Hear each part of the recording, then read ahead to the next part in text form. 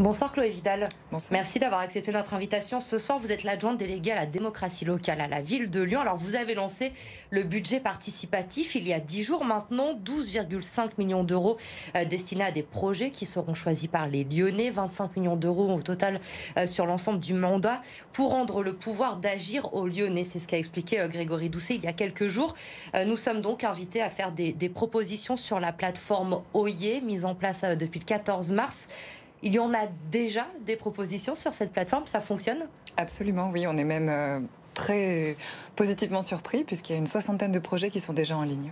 Quel est votre objectif ? Vous en êtes fixé un déjà, de vous dire combien de projets vous aimeriez avoir sur cette plateforme à terme ? Non, de fait, on n'a pas d'objectif chiffré, absolument pas. Par contre, on a un objectif d'inclusion. On souhaite vraiment que toutes les Lyonnaises et tous les Lyonnais se saisissent de cette opportunité pour proposer des projets et pour voter, évidemment, pour les projets qui ont leur préférence. Oui, parce qu'on l'a pu le voir dans d'autres villes qui ont déjà lancé ces budgets participatifs. À Grenoble, notamment, seulement 6% de participation sur la population grenobloise. Ça reste très peu. Comment convaincre les Lyonnais d'adhérer à ce projet ? Alors d'abord, on a essayé de construire vraiment un dispositif qui soit le plus simple, le plus facile d'accès, véritablement, pour justement inciter toutes les Lyonnaises et tous les Lyonnais du coup à participer, en ayant une attention particulière pour toutes les personnes qui pourraient se tenir un peu éloignées de ce type de dispositif. C'est pour ça qu'il n'est pas évident de se sentir légitime à proposer des idées. Il y a aussi tout un dispositif d'accompagnement qui est mis en place avec des ateliers dans chaque arrondissement. On aura une 30aine d'ateliers, ce qui représente à peu près un atelier par semaine pendant toute la phase de dépôt des projets, donc jusqu'à la mi-juin. On a un accompagnement au numérique pour les personnes qui ne seraient pas très à l'aise avec l'outil dans toutes les bibliothèques municipales. On a 12 espaces numériques dans les bibliothèques. On s'appuiera sur de nombreux relais de quartier. Et puis on a aussi toutes les instances de dialogue citoyen qui représentent des relais d'information et de mobilisation aussi pour accompagner les habitantes et les habitants et les aider justement à porter des projets. Est-ce qu'il y a peut-être aussi une communication plus basique dans les boîtes aux lettres, parce qu'effectivement, tout le monde n'est pas informé de la même façon aujourd'hui, et tous les Lyonnais ne sont pas au courant encore de cette plateforme et de cette possibilité que vous leur donnez cette année. Je pense qu'à partir d'aujourd'hui, ils vont l'être, puisque nous lançons aujourd'hui donc officiellement cette grande campagne de communication avec des visuels qui seront donc les mêmes pour justement marquer aussi dans l'espace public le budget participatif. Donc on aura de la communication par affiche, par flyer. On a une attention aussi spécifique à ce que ces flyers soient accessibles, on a des triporteurs qui vont circuler dans la ville. L'idée, c'est vraiment de rendre visible ce dispositif dans l'espace public. En plus, des ateliers que nous organisons, il y aura aussi des stands à l'extérieur qui permettront d'échanger sur la démarche et de mieux comprendre comment elle fonctionne. Alors concrètement, justement, comment ça marche ce budget participatif, cette plateforme mise en place pour les Lyonnais qui ont envie d'y participer ? On va sur cette plateforme et on peut proposer ce qu'on veut ? Alors, presque, en effet. Le dispositif, je vous le disais, a été pensé de manière à être le plus accessible possible. Donc, il y a un outil principal qui est cette plateforme. Encore une fois, on peut accompagner les habitantes et les habitants dans son utilisation. Il suffit, en fait, pour s'inscrire, et donc, c'est-à-dire pour déposer un projet, de s'inscrire grâce à simplement un nom, un prénom, une adresse mail. On peut même demander à un agent de la ville de créer une adresse mail de manière temporaire pour pouvoir participer. Pour pouvoir consulter les idées, c'est très simple, pas besoin d'inscription. Après, il y a un certain nombre de critères, évidemment, pour les projets qui seront déposés, un certain nombre de critères de recevabilité. Il faut que le projet relève de l'intérêt général, qui concerne le bien commun, qui relève pas de l'intérêt privé. Il faut qu'il concerne les compétences municipales. Ça, c'est un point un peu plus délicat, mais encore une fois, on accompagnera les porteurs d'idées pour être sûr que leur projet y correspond.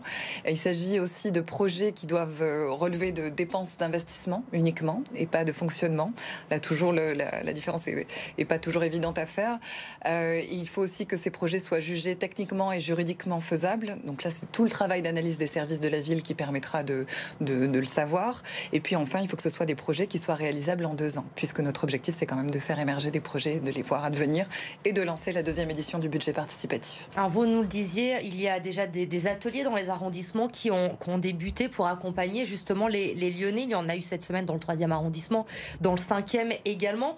Comment ils se sont passés ces premiers ateliers. Que ressort-il des premiers échanges avec les Lyonnais ? Très positivement aussi, on est ravis. Ça correspond tout à fait à ce qui se passe aussi sur la plateforme, où les projets affluent. Alors là, le lancement de la communication n'était pas effectif, donc on était très satisfait de voir que les personnes par le bouche à oreille avaient pu entendre l'information et s'y rendre. Il y a déjà des projets qui sont en construction. Je crois qu'on peut dire que les Lyonnaises et les Lyonnais ne manquent pas d'idées. Il n'y a qu'à voir la diversité des projets qui apparaissent sur la plateforme. On est très confiant pour la suite, en fait, des ateliers, des stands aussi. Et donc, j'en profite pour dire que ce samedi, en fait, de 10h à 13h, il y a un prochain atelier qui est organisé dans le 4e arrondissement, dans le square Bernard Frangin. Vous avez déjà quelques idées de projets qui vous ont été proposés, qui ont retenu votre attention ? Alors, évidemment, on les a regardés. Ça m'est difficile je ne vais pas citer des projets en particulier parce que je ne voudrais pas faire de déçus s'ils n'étaient pas jugés recevables ou faisables. Mais c'est vrai que ça va du petit, entre guillemets, projet au projet le plus structurant, d'une projet de boîte à livres à un projet de tiers-lieu qui faciliterait le lien social, ou encore à des grands équipements publics aussi. Il est question de bibliothèques dans certains arrondissements. Est-ce qu'il y a des thématiques peut-être qui ressortent où vous sentez un intérêt plus important des Lyonnais sur certaines thématiques? À cette heure, c'est difficile à dire. Il y a effectivement toute une série de catégories qui correspondent aux compétences municipales, mais là, je ne pourrais pas m'avancer en disant que il y a une priorité qui est accordée à tel ou tel sujet. Donc, pour le moment, ça reste très varié. Alors après cette première phase terminée, bien sûr, vous nous le disiez, vous allez étudier la faisabilité de tous ces projets jusqu'en novembre.